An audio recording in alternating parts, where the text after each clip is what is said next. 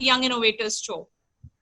Can you imagine something as ordinary and as widely available as the Indian summer fruit jamun being used to generate power? Well, we have some brilliant minds in our IITs. And today we have joining in Professor Soumitra Satpathy and his team from IIT Roorkee. And they're going to be talking about their jamun-based solar cells. Welcome to the show, Professor Satpathy and team. First of all, I would like you to explain in a very simple layman language, how did you realize that jamun could replace the existing chemical dyes as photosensitizers? So the idea started with the following, like once early morning when we were walking in the IIT campus, we saw that there are some jamun fruits were falling on the street. And it was all dark color. So we wondered where this dark color is coming from. So then, there must be something, pigments or some kind of dye inside these jamun fruits that is giving its dark color. Now, since our group was working on solar cell, so we have been working along on this kind of using dyes or pigments for fabricating solar cells. So in a very easy language, a solar cell is nothing but a sandwich structure between two electrodes, one positive electrode and another negative electrode. And the sandwich structure is called the active materials of the device. Now you need a dye or pigment to absorb the sunlight. It is just similar like a photosynthesis process in a plant. So I asked my student, Mr. Nipun Sahani, who was doing his MSc thesis that time and currently a PhD student at Cambridge University, so to record the absorption spectrum of this material. And what we found that this material actually absorbs light. So then, just out of curiosity, we extract this jamun fruit in some common solvent like ethanol, and that extract we use to make a solar cell.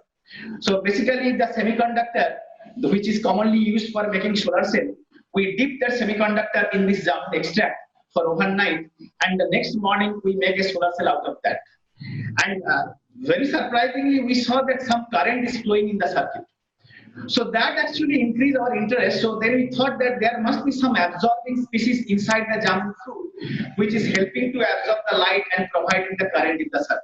So we did some series of experiments, like we record absorption spectrum, we record their chemical compositions, we record their any kind of emission properties, and by doing all these properties and investigation, we were sure that there is some pigment whose chemical name is anthocyanin that exists inside the jamun fruit, and that gives the very dark color of the jamun.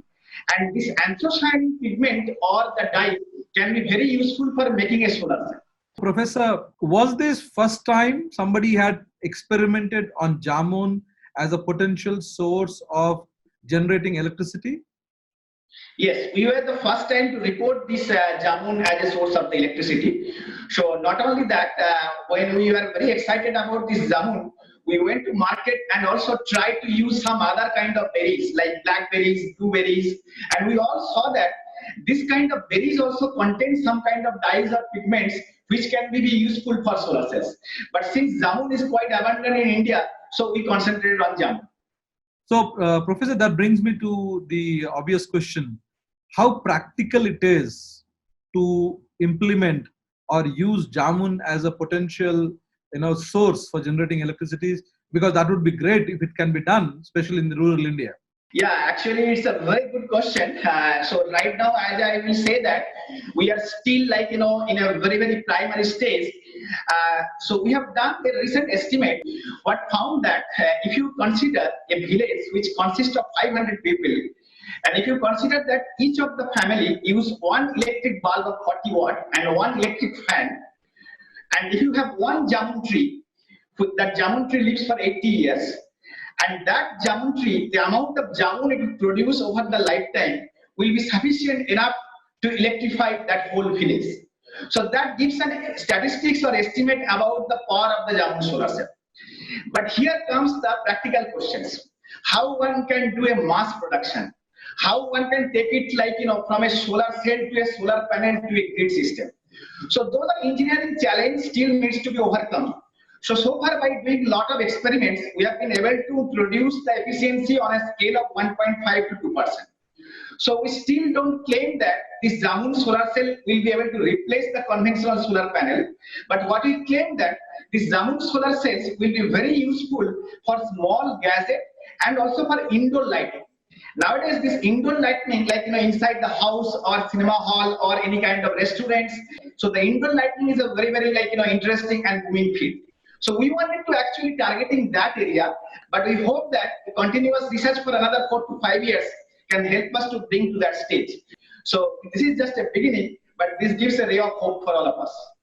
So, Professor, when you're working with a product like this, are you also taking any assistance from outside your institution, meaning tying up, reaching out to other organizations, be it Indian or international, to benefit from their experience or knowledge, especially in the solar cell development? On the solar energy materials, we are already in contact with different international active research groups, and we collaborate also on different aspects of the solar cell research with different national and international research groups. We are also in contact with some industry. But as far as the Jamun solar cell is concerned, yeah, it's true that we have been approached by different industry and different collaborators. But right now, our main focus is to bring it to an optimization level by our lab, and then we wanted to bring it or give the tech transfer to any of the industry. Yes, but it is true that I am in conversation with some of the leading industry in the country. Do you have to top it up every few years, few months? How much would be the consumption of even at this current state? Give a very small example to you. Like let's say you wanted to make a 1 centimeter square solar panel. So the amount of that Jamun dyes which is needed there is 250 mg.